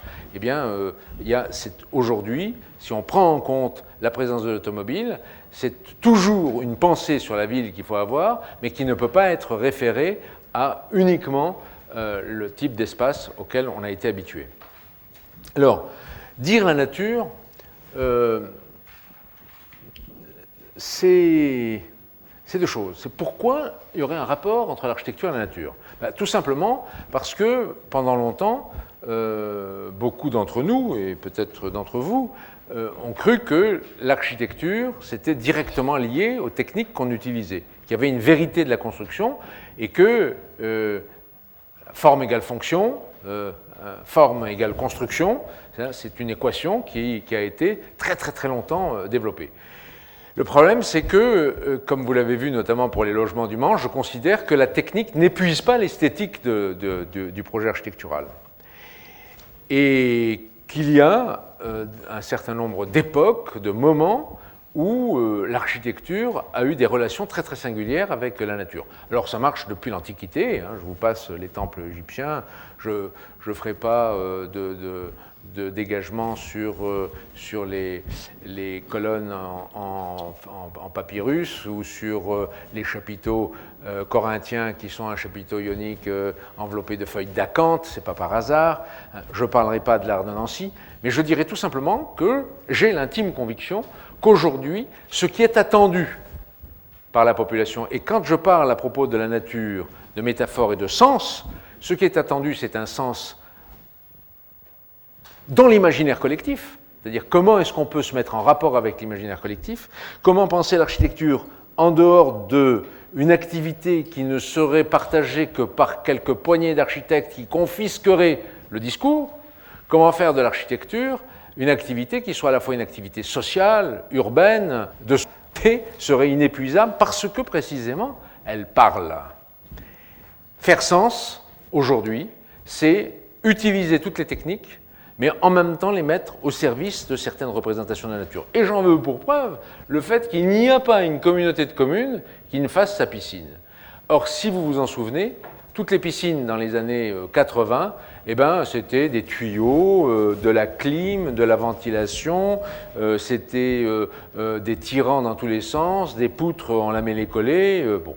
Et petit à petit, vous voyez là que les poutres, elles sont cachées. Petit à petit, ce que j'ai cherché, c'était avoir la nature à laquelle on pouvait travailler pour faire métaphorique qui renvoie à des impressions de la nature et qui ne soient pas nécessairement des végétaux ou... Alors, ça renvoie au projet de Séville, hein, finalement, comment se promener entre les fonds marins et le vrai espace, c'est-à-dire l'univers. Mais celui des planètes, celui des nuages, celui dans lequel on peut rêver. Voilà simplement quelques dessins pour vous montrer la nature du projet qui est celui de la piscine de Quimper. Mais la nature, ça n'est pas que simplement avoir des formes de coquillages posées comme ça au bord d'une rivière. C'est en même temps, quand on est dans une petite rue parisienne, ici cette rue s'appelle la Sente des Dorés, qu'on a un immeuble de bureaux qu'on vous demande de transformer en logement, comment le ramener dans son urbanité en retrouvant l'alignement. Ici, on va retrouver l'alignement uniquement avec le jeu des balcons qui vont venir comme une espèce j'ai horreur de ce mot de peau, mais finalement d'éléments architectoniques qui viennent se clipper sur la façade en béton. Et cet ensemble-là va prendre tout d'un coup une dimension qui, qu'on le veuille ou non, sera par ces aluminiums perforés, par la présence du bois, aura une dimension légère et plus balnéaire.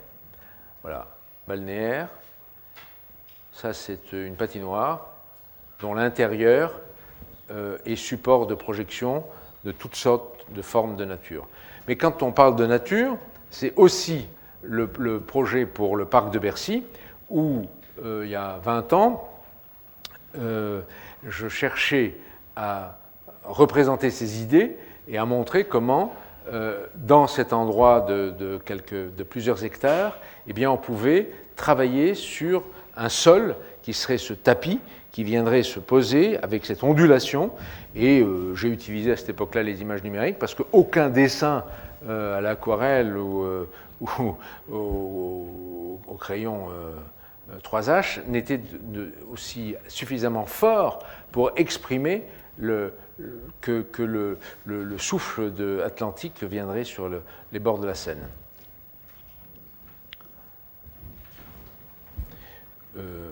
Ça, c'est tout simplement le premier projet que j'ai... Alors vraiment, le tout premier, c'est un club nautique qui m'a été commandé au mois de juin pour le réaliser au mois de septembre pour que ce soit inaugurable.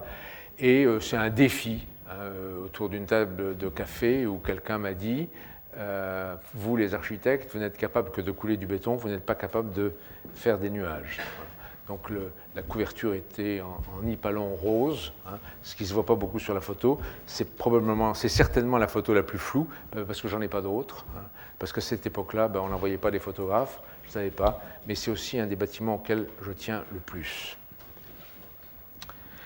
Alors, quand il s'agit du temps, il s'agit, là, une fois encore, on disait tout à l'heure de la moitié de l'architecture, il s'agit de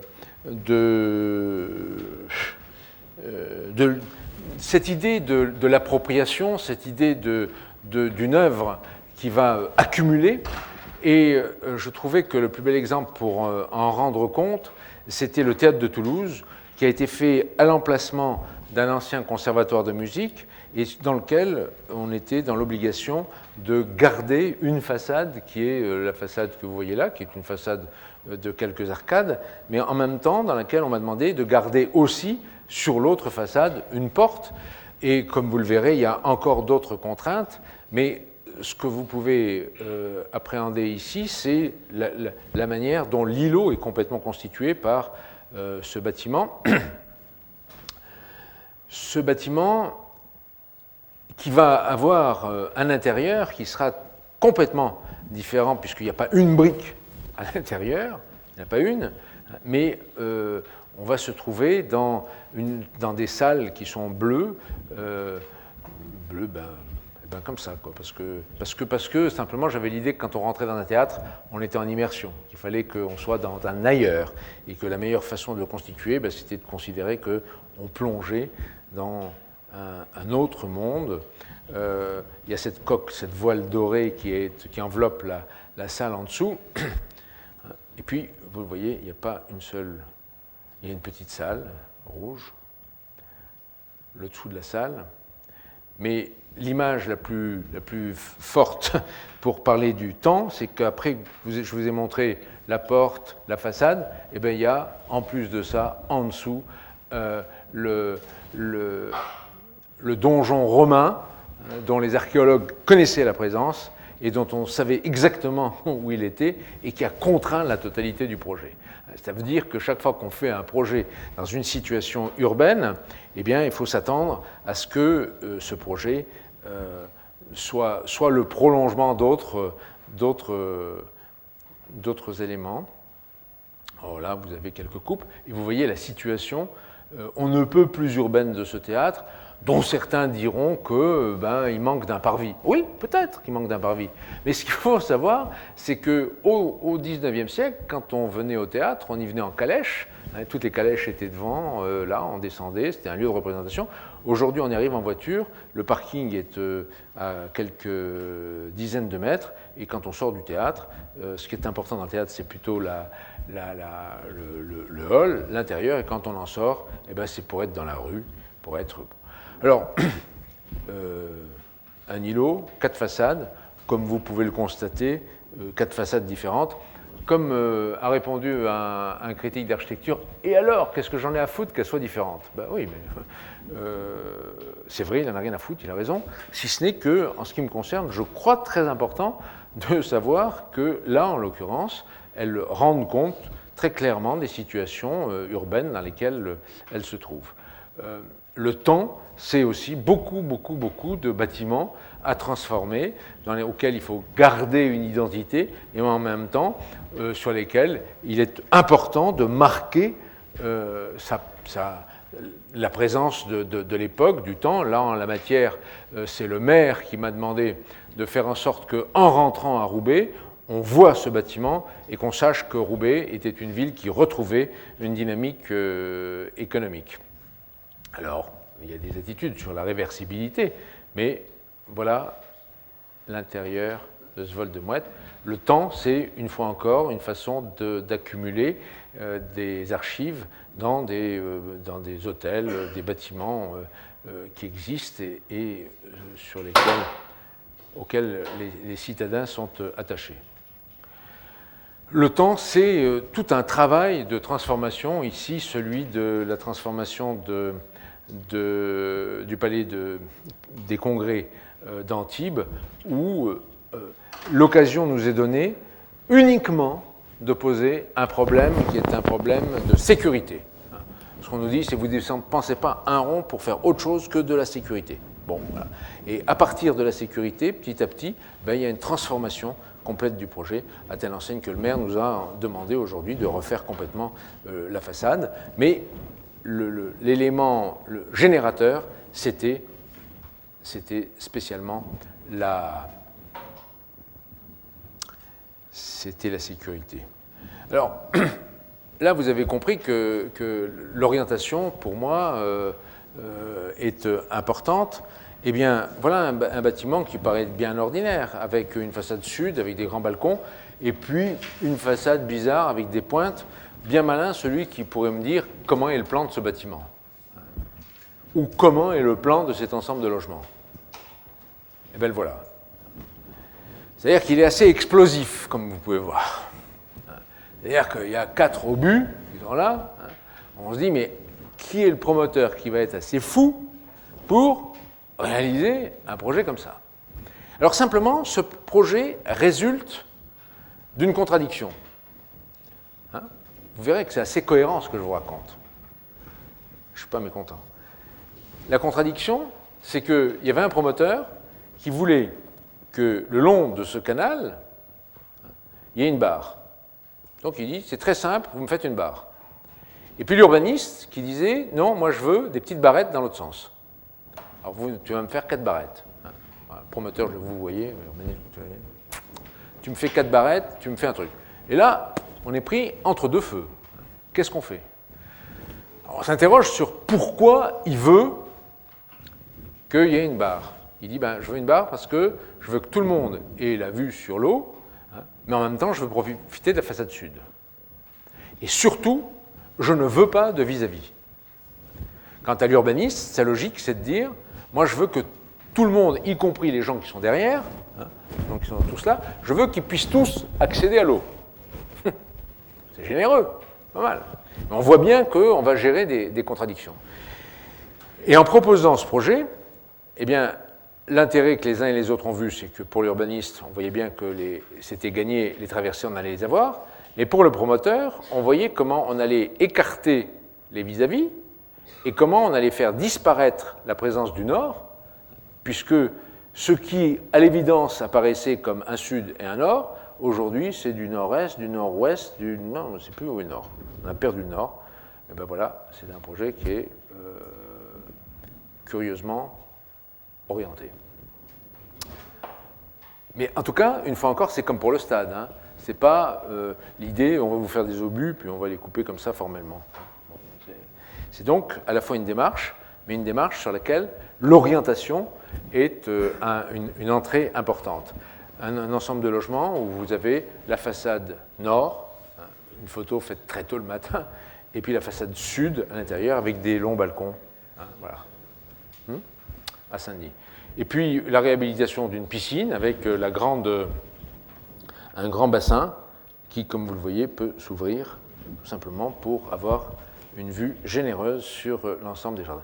Mais ça n'est que, effectivement, un bâtiment qui prolonge une histoire, puisque derrière, il y a une piscine qui a été faite par Madeleine en 1932, avec une très belle porte et puis des doubles vitrages, et puis du gravillon lavé partout, et puis voilà, un projet qui contient à la fois de l'orientation, du temps, de la nature, de tout ce que vous voulez.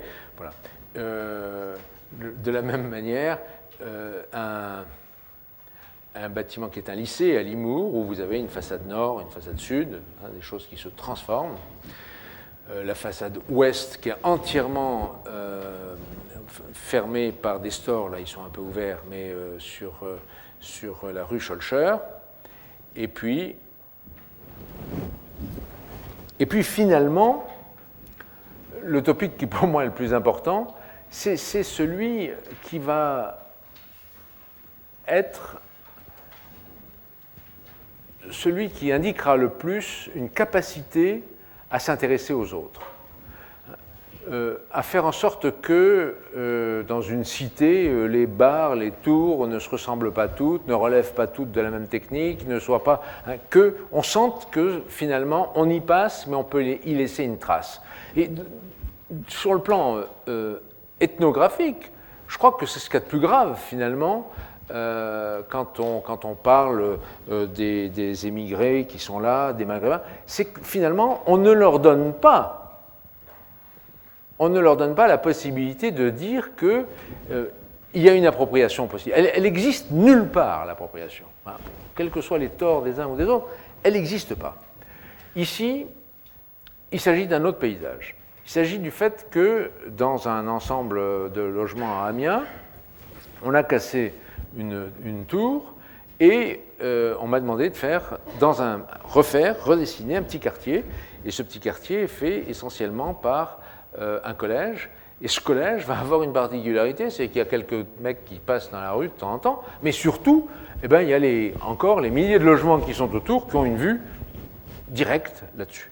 D'où cette idée de donner la plus grande importance possible, porter la plus grande attention à ce bâtiment qui, comme vous le voyez là, voilà, il est aligné sur cette rue, sur cette nouvelle rue, et ici il y a des petites maisons, hein, et il tient complètement toutes les limites de ce terrain. Voilà, et donc il y a un patio intérieur, hein, dont on verra des vues, qui eux-mêmes ont des façades avec des percements très différents. Voilà une façade très plate, simplement alignée sur la rue, avec l'entrée qu'on va traverser, avec la cour intérieure. Et je voudrais vous faire remarquer que, on ne voit pas très bien, mais ici, vous voyez, on voit une des barres qui est derrière. C'est une des rares images. Normalement, on les voit de partout. On n'échappe nulle part à la présence des tours et des barres qui sont autour. Vous les voyez? Voilà. Et puis, là, c'est un autre paysage qui est un ensemble de logements en bordure d'un lac à 50 ans en Yvelines. Et là, c'est une maison de retraite. C'est peut-être le dernier paysage que les personnes très âgées qui vont venir se promener en fauteuil roulant vont voir. Il y a à l'intérieur une œuvre qui a été faite par Claude Courtecuisse, qui est constituée par des miroirs qui sont en mouvement et qui vont faire bouger en permanence les reflets du soleil.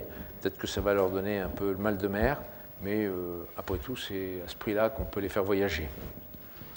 Voilà, une école avec des logements à Beauvais, et puis une réarticulation d'un bâtiment qui est à Jussieu et qui articule à la fois les bâtiments d'Albert et ceux de Coulon de l'autre côté. On voit comment, là, on est dans de l'architecture de stratification. Ça, certains d'entre vous connaissent un petit ensemble de logements qui s'appelle le village Lobo, avec des vues intérieures et extérieures. Et c'est bien la démonstration de ce que, quand je fais des logements, je ne les fais pas. Et je ne renie pas du tout ce que j'ai fait il y a 20 ans. 25 ans, le Haut-du-Lièvre, plus, oui. Mais, me dit-on, tout va très bien. Voilà. Le Haut-du-Lièvre, où j'ai été il y a quelques semaines, et où le maire envisage, avec un grand paysagiste, de découper la barre en morceaux pour l'améliorer. Je pense que c'est scandaleux.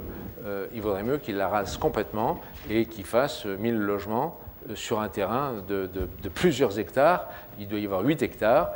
Si on ferait 120 logements à l'hectare, en R+3, et on nous fout la paix, et on ne fait pas semblant de découper en 3. Ce serait, enfin bon, c'est un vrai débat. Si vous voulez, on pourra en parler un jour. Voilà. Paysage, eh bien, on finit par cette vue de ce quartier de Saint-Germain-en-Laye. Un peu, tout à l'heure, on était au niveau du piéton. Ben là, on est un peu plus haut, vue d'avion. D'avion, il ne veut pas changer. Ah, voilà. Merci.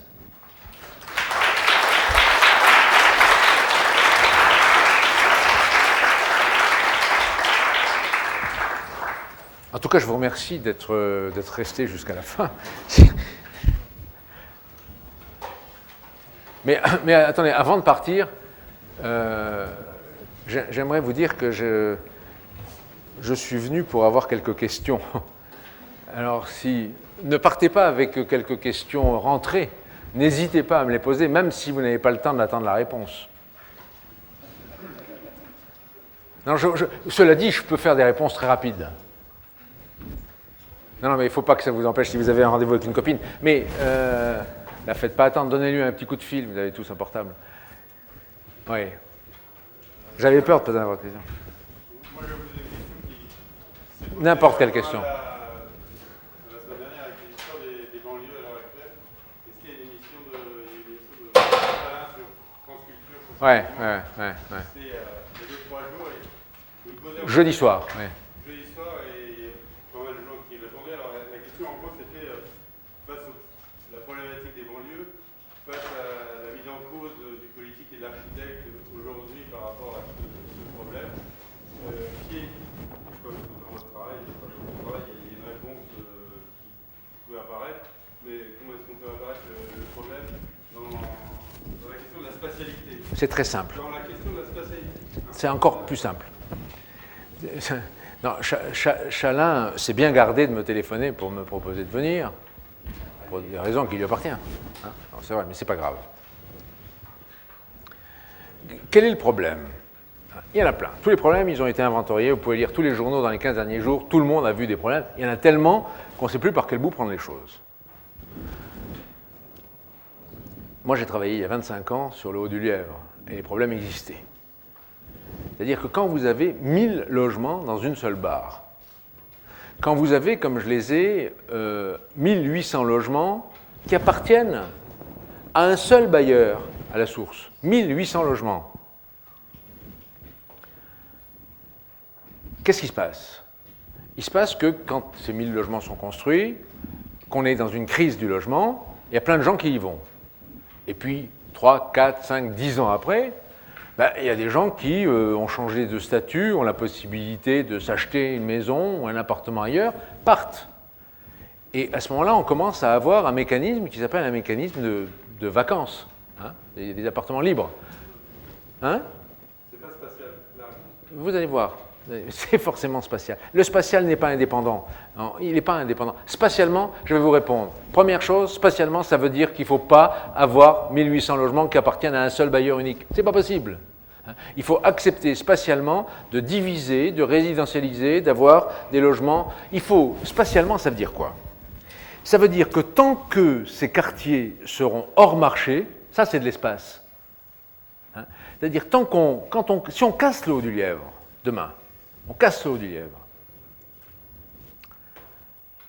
Et on dit, eh ben voilà, il y a 8 hectares de terrain constructible sur le marché. Qui va venir? Qui sont les promoteurs qui viennent se précipiter et dire « Je construis 1000 logements en accession ».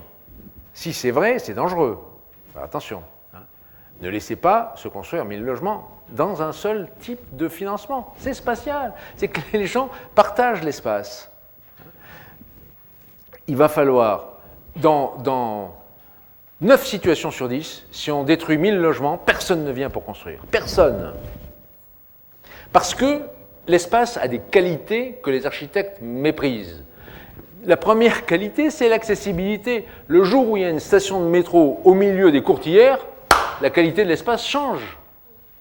Hein, on est à 12 minutes du centre de Paris, 15 minutes. Qu'est-ce que c'est? Mais si, c'est ça. Non, je suis vraiment désolé. C'est la première chose, c'est créer une rente palpable. Si on ne crée pas une rente palpable, on sera nécessairement dans de l'homogène, dans une trop grande concentration de misère, de gens de même situation sociale. Or, faire de la ville, faire de la mixité, c'est offrir la possibilité à des gens de statuts très différents de pouvoir venir habiter dans un même endroit. C'est tout. Moi, j'habite au centre de Paris, dans le 6e arrondissement, un quartier dans lequel il y avait un tapissier, un imprimeur, des tas de gens. Petit à petit, évidemment, comme c'est le centre de Paris, c'est devenu un petit peu plus psychanalyste et machin truc. Mais, parce que le prix est devenu tel. Mais, quand j'y ai habité, j'étais vraiment dans un quartier qui était un morceau de ville. Aujourd'hui, si on est au Haut du Lièvre, vous allez avoir du retard scolaire. Donc, dans ces cas-là, première chose, c'est des classes de 7 élèves. C'est tout. Des classes de 30, c'est pas possible. Et immédiatement, on a un suivi, on va les pousser, on ne peut pas continuer de dire l'école est la même partout que ce soit. C'est pas possible. On ne fait pas des ZEP en disant on met un prof de plus ou un de moins, c'est pas ça. Donc quand vous me dites spatial, je vous réponds immédiatement, le problème n'est pas spatial. Le problème c'est que le même immeuble de Le Corbusier à Briey et au centre de Marseille, le même immeuble, d'un côté il est habité par des bourgeois, mais si c'est le même, c'est pas l'architecture qui fait la différence, c'est la situation. C'est tout. Alors ça fait mal à l'estomac de savoir que quand les Américains disent il y a 3 recommandations pour faire un bon projet, c'est location, location, location. Et ça, c'est une règle d'or. Si vous vous trompez de situation pour réaliser un projet, vous êtes foutu. Ça, c'est spatial. Vous voyez? Vous cherchez du spatial, mais il est là. Pour commencer, il est là. C'est-à-dire que si on construit des logements dans des endroits où seuls les gens assignés à résidence vont se voir attribuer un logement et ne pourront pas sortir, c'est terrible, on les a enfermés. Il y a 20 ans, quand je faisais le Haut-du-Lièvre, j'étais invité par des télévisions et j'ai eu face à moi des rappeurs de quartier qui m'ont expliqué devant les caméras. On pourrait ressortir l'émission, c'était avec, je ne sais plus comment elle s'appelle, la folle, mais Christine Bravo. Elle me met devant eux et ils me disent oh, tout ce que vous faites, monsieur, on n'en a rien à foutre. Ah ben je dis d'accord, alors non, vos balcons, tout ça, c'est très joli, mais on n'en a rien à foutre. Ce qu'on veut, c'était dit, ce qu'on veut, c'est pouvoir sortir. Mais pour aller où, on leur dit, nous, comme des cons, tiens. Pour aller où? On ne sait pas. Ils étaient à Mantes, les gars. Pour aller où? On veut sortir. On veut savoir qu'on peut sortir. Mais ils avaient totalement raison. Puisque eux ne pouvaient pas sortir, les autres ne pouvaient pas venir. Donc rien ne s'est jamais passé dans ces endroits-là. Ils sont exclus. Et devant les télévisions, ils ont dit simplement, quand à 7 heures, il n'y a plus un bus, on voit les trains qui passent comme ça, là, les grandes lignes, mais nous, il n'y en a pas un qui s'arrête. Qu'est-ce qu'on fait? On pique une bagnole, on s'en va. On va leur dire, c'est pas bien. Là, ils les brûlent, c'est moins bien. Mais au moins, quand il est piqué, ils s'en servaient. Vous voyez? Non, mais moi, je rigole pas, je suis très sérieux. C'est un sujet sur lequel je suis incollable, je peux vous dire, parce que j'y ai passé énormément d'énergie, énormément de temps. Il ne faut pas se laisser piéger par des idéologies dans un truc comme ça. C'est que si on ne fait rien, si on les laisse dans des situations déshéritées, écoutez, franchement, dans toutes ces situations dont on parle, on ne peut pas y aller. Alors, qu'est-ce qui s'est passé? Il s'est passé que les mecs, puisqu'on ne pouvaient pas sortir, ils permettent pas aux autres de rentrer. Ça, c'est vrai. Alors, vous leur dites, c'est pas bien, Vous mettez sur le tapin les filles, vous dealez de la coque et du machin, c'est pas bien les gars. Vous démontez des bagnoles, c'est pas bien. Eh oui, c'est pas bien. Mais ils se sont fabriqués des bastions, c'est tout. Moi je les laisse les bastions. Je ramène des métros, je ramène des tramways.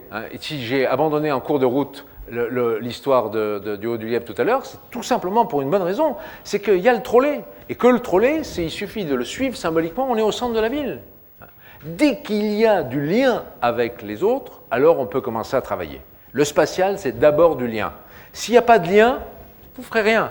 Vous ferez, comme fait Castro, des logements, des maisonnettes 1930 bien résidentialisées à Mantes. C'est suicidaire. C'est une provocation. C'est hallucinant, je trouve. C'est tout. Je trouve ça lamentable. Et on ne fait pas des choses comme ça. Et on ne détruit pas une barre si on ne sait pas ce qu'on va faire à côté. C'est-à-dire si on n'a pas créé les conditions de la rente. S'assurer que si on détruit 100 logements, ce n'est pas pour faire 10 maisons individuelles construites par l'organisme d'HLM qui va loger les mêmes personnes, les mêmes ayants droit, parce que le plafond sera le même. Donc sur le plan de la mixité sociale, zéro. Voilà. Alors si vous me demandez ce que je ferai, je prendrai les 450 endroits et je chercherai sur chacun d'entre eux un ICATNONC, là. Quel est l'élément qu'il faut implanter là pour que tous les regards de l'agglo se portent là-dessus et disent « Putain, c'est bien, il y a un truc qui est vachement bien là ». Donc, soit les transports en commun, soit un système éducatif particulier qui génère véritablement de l'envie, mais des simagrées architecturales, ce n'est pas le sujet. Ça n'est pas le sujet. De la lisibilité, de la résidentialisation mixte, mais pas résidentialiser des gens entre eux qui sont toujours les mêmes. Non, on résidentialise pour créer, outre l'espace public, l'espace privé, de l'espace collectif. Parce que l'espace collectif, c'est l'espace de socialisation à l'intérieur duquel on gère du conflit et on apprend à vivre ensemble. C'est un peu vraiment quand même. Pardon ? Dans les cités, l'espace collectif et l'espace public, c'est un peu le manque. Non ! Si. Mais non. Non. Alors attendez, je vais vous dire pourquoi c'est intéressant. Ce débat est intéressant parce que vous avez des représentations. Dans les cités, dans les cités, quelle est la densité, quel est le nombre de logements qu'il y a en moyenne dans toutes les cités en France ? C'est une histoire de densité, c'est une histoire de qualité. Non, mais le problème n'est pas une question de qualité, c'est une question de limite. C'est de savoir où s'arrête la limite privée et où s'arrête la limite publique. Il n'y a pas de délimitation. C'est pas qu'on manque d'espace, c'est que l'espace n'est pas délimité. Non, c'est pas... Huette disait que le gros problème des cités et des grands ensembles, c'est que justement la ville s'arrête en termes de statut des espaces publics au pied de l'immeuble. Pourquoi ? Parce que vous disiez qu'il y avait 400 logements du même promoteur, mais le statut des espaces extérieurs dans les grandes cités, c'est exactement la même catégorie d'espace. C'est-à-dire c'est la copropriété, entre guillemets, qui n'en est pas une, parce qu'elle ne se gère pas comme telle. Non, c'est pire que ça. On a de l'espace public, mais qui n'en est pas Non. en termes d'utile et de... Oui, mais voilà, le problème des cités, d'une manière générale, c'est que le foncier appartient à la collectivité et n'appartiennent aux organismes que l'assiette du bâtiment. Ce qui veut dire que si on veut, à 4 mètres du bâtiment, créer un jardin en pied d'immeuble pour un rez-de-chaussée, on ne peut pas le faire, parce que ces 4 mètres appartiennent à la collectivité. Donc il faut redistribuer complètement l'allocation foncière. Le Neuilly, qui est quand même célèbre le Neuilly, qui est un quartier un peu célèbre de Strasbourg pour ce on n'est exactement pas dans le cas que tu viens de décrire.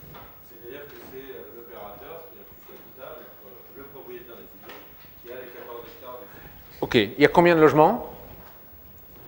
Voilà, pas loin d'autant, 14 14 000. 000 ? Non, il y a 1400. Ouais. Non, il y a 14 hectares. Oui, il doit y avoir 1 millier de logements à peu près. La moyenne générale, c'est 60 logements à l'hectare. D'accord, ouais. Oui, mais il faut bien comprendre que c'est... Je n'ai pas dit que c'était densité, moi je parle de la qualité des espaces publics. Mais on peut changer toutes les... Non, mais... Le statut, c'est-à-dire qu'aujourd'hui, à mon avis... Mais ça ne changerait rien, le statut. C'est encore une provocation. Ce qu'il faut comprendre, c'est que tant qu'il y aura 1000 logements homogènes, appartenant au même type de bailleur, avec les mêmes types de financement, il aura la même population. C'est tout. Et que l'école sera impossible. Et qu'on peut faire tout ce qu'on veut sur la qualité des petits espaces publics, ça ne changera rien. Bon, attendez, la question qu'on pourrait se poser, c'est... Ah non, mais je suis désolé, mais on ne peut pas être architecte et dire je vais vous faire des choses jolies si on ne comprend pas à quoi ça sert ce qu'on fait. Hein. C'est-à-dire que moi, je me pose cette question. C'est-à-dire la question, c'est pourquoi on en est là. C'est-à-dire qu'à partir du moment où les gens, les classes moyennes sont parties parce qu'elles ont compris qu'on ne valoriserait pas plus. C'est pourquoi est-ce qu'on a regroupé les gens les plus en difficulté? Alors je vais vous répondre. C'est parce que la peur des offices, ça a été d'avoir des logements vacants.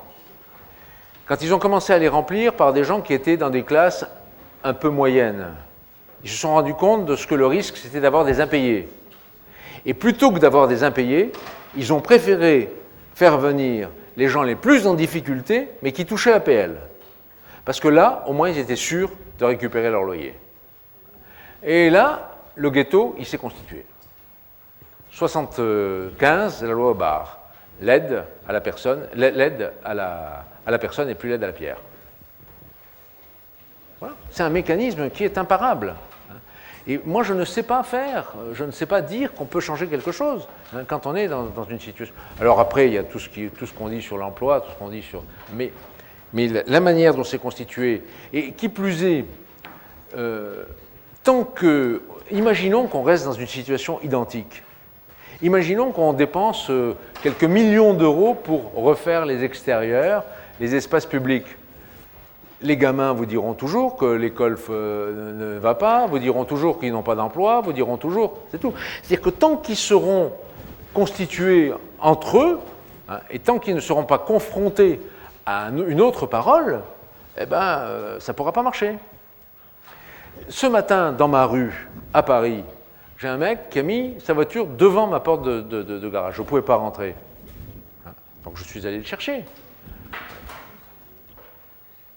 Sort un gamin à l'évidence des banlieues. Bon, je lui demande, c'est votre voiture? Il me dit non, c'est celle du chef, là, il arrive. Je lui dis, est-ce que vous pouvez le chercher? Oh, il dit, vous énervez pas. Je lui dis, écoutez, pour le moment, j'ai toutes les raisons de m'énerver, je suis au milieu de la rue, je ne peux pas rentrer, vous êtes devant, hein, y a une petite convention, quoi. Allez la chercher, puis vous la remettrez quand je serai rentré. Et le type me regarde, il me dit, respect, monsieur, respectez-moi. Je suis un peu désolé, mais moi je suis prêt à le respecter. Simplement, celui qui n'est pas respecté pour le moment, c'est moi qui n'arrive pas à rentrer ma bagnole. Alors il ne faut pas retourner les choses. On est en plein milieu du 14e arrondissement. Je peux lui dire, écoutez, monsieur, le respect, vous n'allez pas me donner une leçon sur ce sujet. Voilà ce qui se passe. Je serai en banlieue, je me fais casser la gueule. C'est parce que ce problème de mixité, c'est ça aussi. C'est de savoir qu'on peut se parler parce qu'il n'y a pas immédiatement 15 mecs qui vous tombent dessus. Hein, c'est tout. Est-ce qu'il faut y aller? Tu y vas dans les quartiers? Moi, quand j'envoie des collaborateurs qui vont pour faire des photos, ils reviennent avec les bras en écharpe. Mais c'est la vérité. Hein. Quant à ma bagnole, tout simplement, la dernière fois que je suis allé à Évry, parce que des journalistes m'ont demandé de venir, parce que c'est les 25 ans d'Évry, une opération, hein, j'étais vachement content, j'ai fait le coq, j'ai fait comme aujourd'hui, j'ai enlevé mon palme, je l'ai mis dans la bagnole, il pleuvait, j'ai mis l'appareil photo dessous, la capote était coupée, tout était enlevé. Ça me fait chier. C'est tout. Ça m'emmerde. Voilà. Hein, donc les problèmes de banlieue, non, mais on ne peut pas échapper, quand on est dans un moment comme celui qu'on vit, à ces questions-là. Hein. Mais il ne suffit pas de dire il y a un problème spatial, on s'occupe du spatial. Je n'ai pas dit ça. Ce que j'ai posé comme question, et j'aimerais bien qu'on reste sur le truc, la question, elle n'est pas conne. Dans le monde, ils disent les politiques aux architectes, tout le monde est responsable. Alors, les architectes, ne faisons pas de politique, et demandons pas aux politiques de jouer aux architectes. Moi, ce que je dis, c'est aujourd'hui, il y a des cités qui, avec les mêmes densités, avec les mêmes architectes, fonctionnent très bien, sans problème, et il y en a d'autres où il y a des tas de problèmes, comme on vient d'en parler. Et là, la question que moi qui m'intéresse là-dedans, c'est quelle est notre part à nous, architectes, qui sommes mis en cause, et ne répondons pas en politique, mais répondons en architecte, quelle est notre et quand on dit... Non, mais... Est-ce qu'on a une part de responsabilité là-dedans? Bien sûr. Est-ce que me raconter, pas de coller? Mais non, mais attends, notre responsabilité. Quand on prend un immeuble qu'on met à Montparnasse, c'est l'immeuble du Buisson, hein, rue du commandant Mouchotte, et quand on prend le même immeuble et qui fait à Villeneuve-la-Garenne, hein, à Villeneuve-la-Garenne, c'est un bordel pas possible. La localisation est fondamentale quand on dit c'est le même immeuble. Ça veut dire que les architectes ne sont pas responsables, ce sont ceux qui lui ont donné le terrain sur lequel il fallait construire le bâtiment. C'est tout. Hein, voilà, c'est ça que ça veut dire. Bon, entre autres. Hein, mais D'accord, parce que quand tu compares Briey et Marseille... Je compare parce que j'ai raison. C'est pas les mêmes immeubles, attends. Mais Briey, ça marche pas, c'est pas parce que c'est pas le même immeuble, ça marche pas parce que c'est en plein milieu de la forêt. Hein? C'est un délire, il n'y a pas les magasins, il n'y a pas de trucs sur les toits. Mais attends, et à Marseille, le magasin, il marche? L'hôtel, non, mais à Marseille, rien ne marche, il ne faut pas déconner. C'est pas parce qu'on a dit qu'il y avait une rue commerçante à Marseille que ça marchait. C'est pas la rue, c'est la localisation qui a fait que la ville a rattrapé et que finalement, ben, il y a... Non. Qu'est-ce qui fait qu'un immeuble, fait par Nouvelle à Saint-Ouen marche à peu près, et un immeuble fait par Nouvelle à Nîmes ne marche pas? Très simple. Quand on est sur le marché de la région parisienne, il y a toujours une chance pour qu'il y ait une centaine de frappés qui disent « je vais habiter du Nouvelle ». Mais quand on est sur Nîmes, on n'en trouve pas 100, on en trouve 3, et ensuite ils sont foutus dehors. On ne peut pas échapper à ça. Alors vous pouvez toujours faire une connerie. Tiens, je vais vous raconter une histoire. Je vous laisse partir, juste une, parce que celle-là, j'y tiens. Dernière conférence que j'ai faite, il y a un mec dans un coin qui m'a dit « Dites-moi, j'ai l'impression que Corbu, vous ne le tenez pas tellement vraiment en odeur de sainteté. » Bon, moi j'adore Corbu, c'est pas un problème. Mais simplement, j'ai 3 histoires. La première, c'est que, avant de m'inscrire à l'école, le hasard a fait que je suis allé à Marseille et que, sur le pignon de Marseille, il y a un truc, vous avez vu, si on fait comme ça, là, ça c'est 2,26 m, ça c'est 1,13 m, vous voyez, on écarte un peu les pieds comme ça, voilà. Je suis un homme idéal, impeccable, 1,83 m, et il y a 20 personnes qui applaudissent, merci. Voilà. Bon, attendez, quand même, Le Corbusier, c'est un garçon très gentil, mais il n'a jamais parlé de la femme idéale. Hein. Alors, ça, jamais. Et ça ne choque personne. Et on vous fait le modulor et on va vous le sortir dans tous les sens. Alors, la prochaine fois qu'un prof vous parle du modulor, demandez-lui où est le modulor féminin. C'est hallucinant. C'est pas grave. Ça veut dire quand même que déjà, il y a du totalitarisme au départ. Attendez, vous voulez me chauffer, vous allez voir. Deuxième problème. Mon associé s'appelle Philippe Boudon. Hein. Il fait sa thèse d'urbanisme sur Pessac. Alors, je vous renvoie au livre qui est à la bibliothèque, hein, le Pessac de Le Corbusier. Parce que quand j'y suis allé, il y avait impossible de voir une maison de Corbu quelque part. Hein. C'était mais complètement tartiné dans tous les sens. C'était rigolo. Bon, aujourd'hui, il y a quelques bobos qui, à Pessac, à côté de Bordeaux et tout ça, hein, reprennent des maisons de Corbu, les repeignent, les remettent dans un truc, cherchent même des lavabos mal foutus qui fuient dans les brocantes et se les remettent. Génial. Impeccable. Tant mieux pour eux. Néanmoins, quand j'ai visité en 1966 la Tourette, que les premiers dominicains étaient là, et qu'on est allé visiter, hein, et quand on attendait devant la porte, en passant d'un pied sur l'autre, en attendant qu'on nous ouvre la porte, hein, le type était vachement sympa, oui, vous êtes architecte, c'est bien, c'est intéressant, tiens, je fais le bruit de la mer, là. Et quand on est ressorti 1h30 après, alors là, on était vraiment sur le cul, c'est fantastique, ce réfectoire, ce truc. Et le mec, un peu bedonnant comme ça, il nous a dit, vous les architectes, vous êtes tous pareils alors, hein. Pourquoi vous êtes tous pareils? Il dit, oui, vous savez, nous, on n'aime pas. Je dis, mais pourquoi vous n'aimez pas? Nous, Il dit, on n'aime pas parce que vous voyez, ouais, d'accord, on est rentré dans les ordres, mais on n'aime pas avoir tous la même cellule. Ah bon? Ben non. Nous, on vient d'un couvent, vous voyez, d'un monastère, là, je ne sais pas où il était. Les cellules, elles étaient toutes différentes, un peu. Hein, les portes étaient un peu comme ci, comme ça. Ah bon? Et puis, vous savez, nous, on aime bien laisser traîner un peu des choses. Alors là, vous avez vu l'escalier, on peut pas laisser traîner, vous voyez, un paquet de cigarettes, un truc. Hein. Et puis alors les pilotis, ça ne va pas du tout. Et puis il nous a tout sorti. Et il nous a dit, vous allez faire des logements pour les gens, eh bien, j'ai une seule chose à vous recommander. Hein. Pensez à leur laisser une pièce dans laquelle il pourra y avoir un peu de désordre.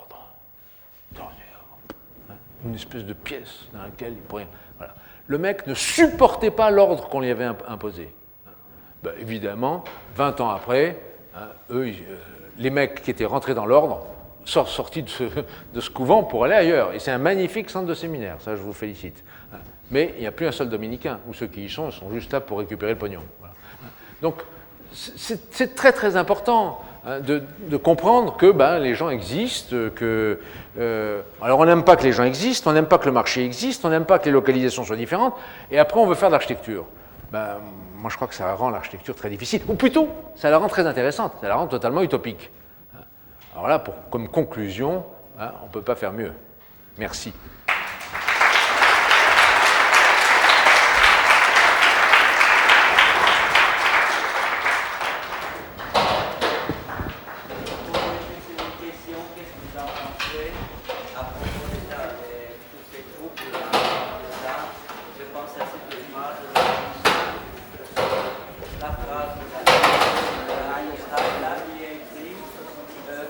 ville construit les hommes, c'est pas la ville. Qu'est-ce qu'il dit ça? Il parle d'Einstein, là, Il qui a dit écrit sur le Parlement. Oui, la vie. Il dit que la ville construit aux hommes et pas homme construit la ville. Parce que si on comprend le sens de cette phrase-là, tout le problème de banlieue. La ville construit les hommes. Construit